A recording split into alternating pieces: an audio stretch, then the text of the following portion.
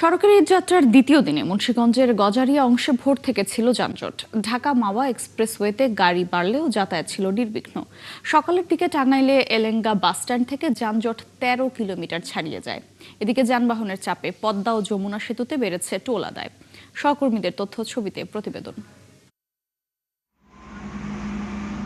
ঢাকা চট্টগ্রাম মহাসড়কের মুন্সিগঞ্জের গজারিয়া অংশে রোববার ভোর ৪টা থেকে দীর্ঘ ১৩ কিলোমিটার এলাকায় দেখা দেয় এই যানজট।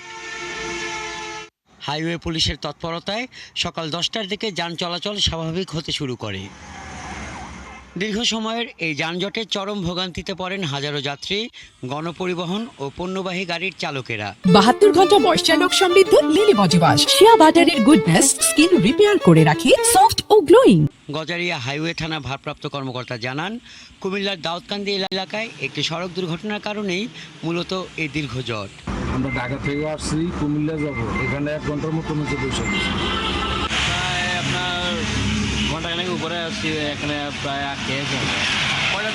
ঢাকা মাওয়া এক্সপ্রেসওয়েতে কোনো রকম দুর্ভোগ ছাড়া পদ্মা সেতু হয়ে দক্ষিণ পশ্চিম অঞ্চলের ২১ জেলার মানুষেরা নিরাপদে ফিরছেন বাড়িতে।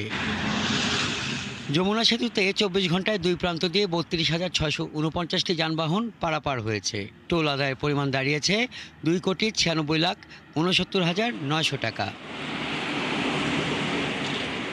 এদিকে ঢাকা থেকে টাঙ্গাইলের এলেঙ্গা পর্যন্ত যমুনা সেতু মহাসড়ক ৪ লেনের কাজ শেষ হওয়ায় অবস্থা অনেকটাই ভালো।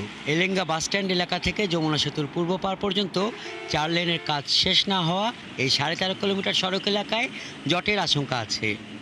এলাকার সংসদ সদস্য জানান, তিনি মানুষের দুর্ভোগের কথা মাথায় রেখে সার্বক্ষণিক মনিটরিংয়ে আছেন। হাজার হাজার মানুষ তাদের গ্রামে যাচ্ছেন এবং যাত্রা শুরু করেছেন। ইতিমধ্যেই যানজট শুরু হয়েছে।